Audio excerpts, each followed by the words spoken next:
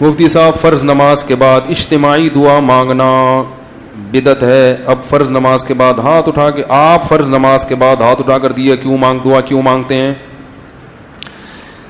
فرض نماز کے بعد ہاتھ اٹھا کے دعا مانگنا یا اجتماعی حیت پہ دعا مانگنا کسی بے غبار صحیح حدیث سے ثابت نہیں ہے.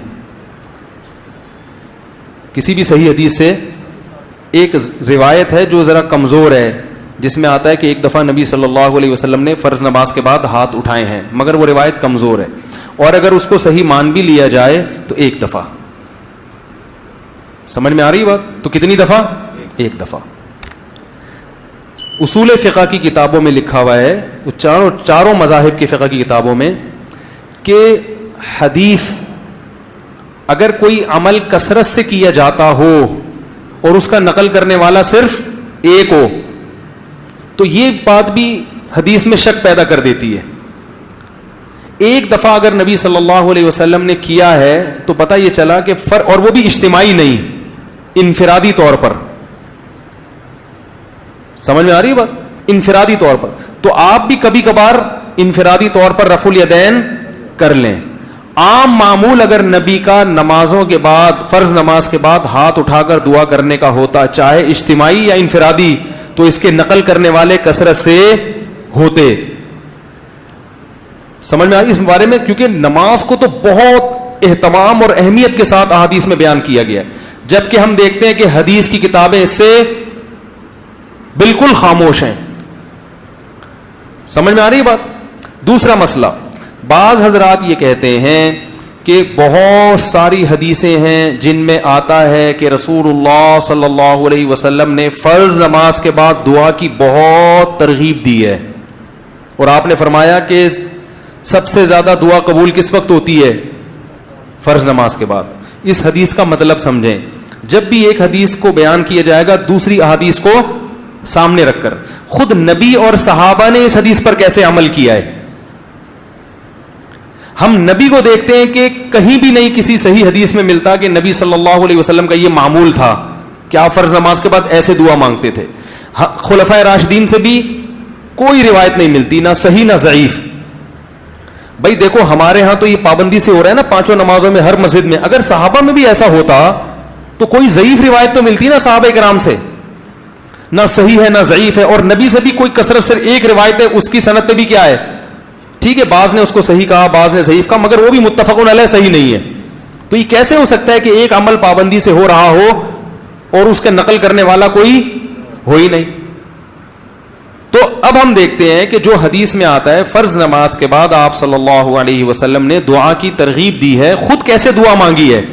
تو ہم دیکھتے ہیں کہ نبی سے دوسری حدیثوں میں کیا ملتا ہے. آپ نے فرمایا جس نے فرض نماز کے بعد اللہم انت السلام پڑھا, کسی حدیث میں آتا ہے آپ نے فرمایا اللہم لا مانع لما اعطیت ولا معطی لما منعت ولا ينفع ذا الجد منک الجد. کسی میں آتا ہے جس نے فرض نماز کے بعد آیت الکرسی. خود آپ کا اپنا معمول بھی یہی.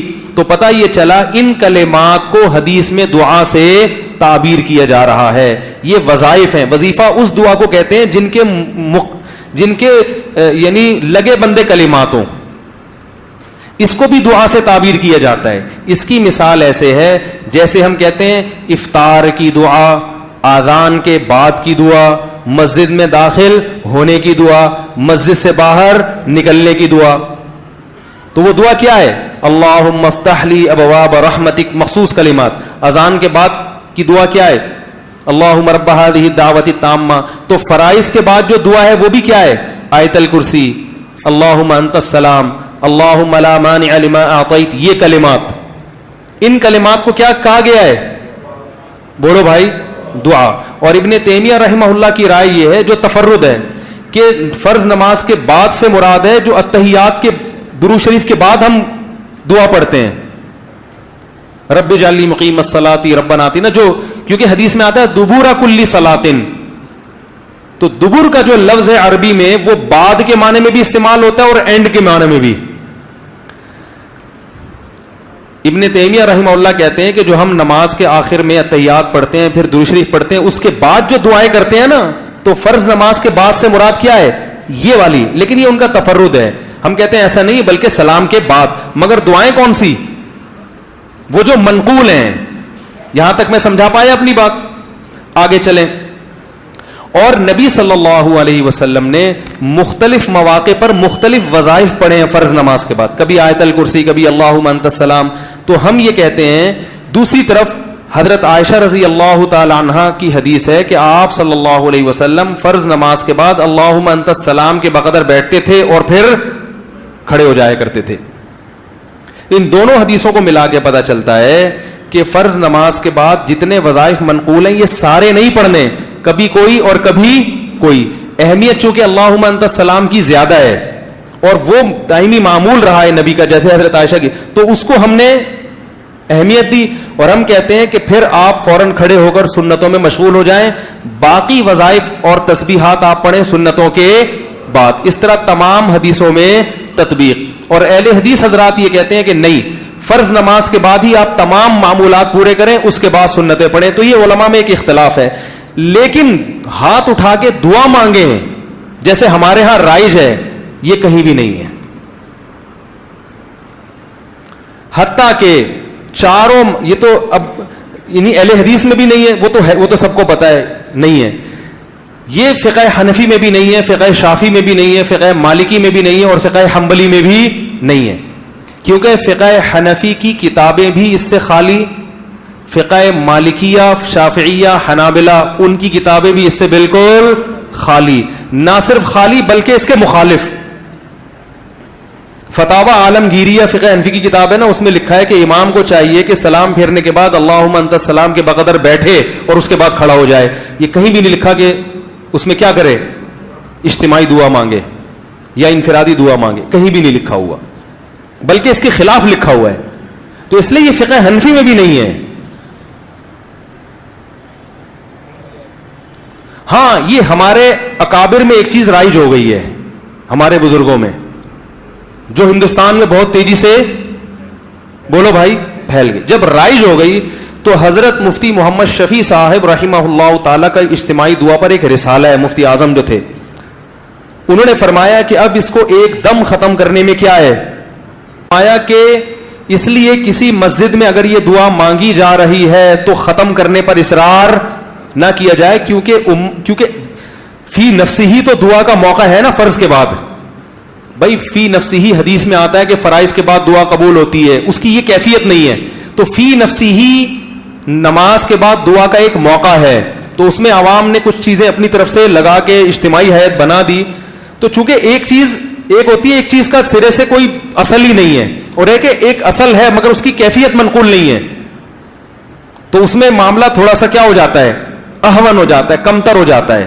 تو اس لیے انہوں نے لکھا کہ چونکہ یہ اتنی زیادہ پھیل گئی ہے, اس کو ایک دم ختم کرنا, اس میں فتنہ بہت ہے, اور خود شریعت ہی فتنے کو پسند نہیں کرتی. تو ائمہ کرام کو چاہیے محبت سے لوگوں کی ذہن سازی کریں, لیکن ایک دم اس کو چھوڑنے کی کوشش, بولو بھائی, نہ کریں. یہ کون کہہ رہا ہے, مفتی اعظم, جو حضرت مفتی تقی صاحب کے کیا تھے, والد تھے. اس لیے کہ میرا جب یہ کلپ جاتا ہے نا تو بہت سے لوگ میرے خلاف ایک طوفان کھڑا کر دیتے ہیں کہ یہ حنفی نہیں ہے, یہ پتہ نہیں, یہ تو بزرگوں ہمارے اکابر کے خلاف چل رہا ہے, تو پتہ نہیں کیا کیا لوگ بنانا شروع کر دیتے ہیں. تو ہمارے اکابر قرآن و سنت کے فالوورز تھے, لیکن اگر کسی اکابر نے کوئی چیز کر دی ہے تو اب یہ تو نہیں کہ اس کو آپ نے لازمی قرآن و حدیثی کے مطابق کرنا ہے کیونکہ ہمارے بزرگ نے کر دی ہے, ایسا تھوڑی ہوتا ہے. کسی بزرگ سے بھی تو خطا ہو سکتی ہے, بڑے بڑے علماء سے خطا ہوئی ہے. میرے شیخ و مرشد مفتی رشید احمد صاحب, جن سے میں اتنے سال بیعت کا تعلق رہا, تو ایس الفتاوی میں ان کے بعض مسائل سے ہم نے رجوع کیا ہے. ہم نے کہا یہ حضرت کی رائے تھی مگر ہم اس سے متفق, بولو بھائی, نہیں ہے. تو اب اس کا یہ مطلب کہ ہم اکابر کو نہیں مانتے, اور ہمارے شیخ نے بعض چیزوں میں اپنے شیخ سے اختلاف کیا ہے. تو یہ تو علماء میں ہر دور میں چلا آ رہا ہے کہ امام ابو یوسف نے بعض چیزیں امام ابو حنیفہ کی نہیں مانی, تو کیا مطلب وہ امام حنیفہ کو ہی نہیں مانتے تھے؟ تو اگر بعض اکابر, سب نہیں, اگر ہم اپنے کسی بعض اکابر سے کوئی مسئلے میں اختلاف کر لیتے ہیں تو اس کا یہ مطلب نہیں ہے کہ ہم ان اکابر کو گمراہ سمجھنے لگے ہیں. بعض لوگ کہتے ہیں آپ کا علم زیادہ تھا, یہ ان علماء کا علم زیادہ تھا. تو میں ان سے کہتا ہوں آپ کا علم زیادہ ہے, مفتی شفیع صاحب کا علم زیادہ ہے نا. تو ایسا تھوڑی ہے کہ میرا تفرد ہے, تو حضرت مفتی شفیع صاحب رحمہ اللہ کی بھی رائے تھی. مفتی رشید احمد صاحب بھی بہت بڑے عالم تھے, حضرت مفتی شفیع صاحب کے نائب تھے وہ فتوے میں, ان کا پورا ایصل الفتاوی میں ایک رسالہ ہے کہ فرائض کے بعد رفع الیدین سے دعا نہیں ہے, پورا رسالہ لکھا ہے انہوں نے. تو وہ بھی تو ہمارے اکابر ہی میں سے ہی تھے. تو ہاں یہ کہہ سکتے ہیں کہ اکابر میں اس مسئلے میں کیا ہے, اختلاف ہے. تو ٹھیک ہے, آپ کو جس کی رائے زیادہ بہتر لگے آپ اس کی رائے کو فالو کریں, دوسرے کی رائے پر طنز نہ کریں. آپ کو اگر میری رائے غلط لگتی ہے تو آپ ان اکابر کی رائے کو فالو کریں, ہم پہ طنز نہ کریں. اور ہمیں اگر یہ رائے صحیح لگتی ہے تو ہم اس رائے کو فالو کریں. میں کبھی اس مسئلے پہ کسی دوسرے بزرگوں یا اکابر پر طنز نہیں کرتا.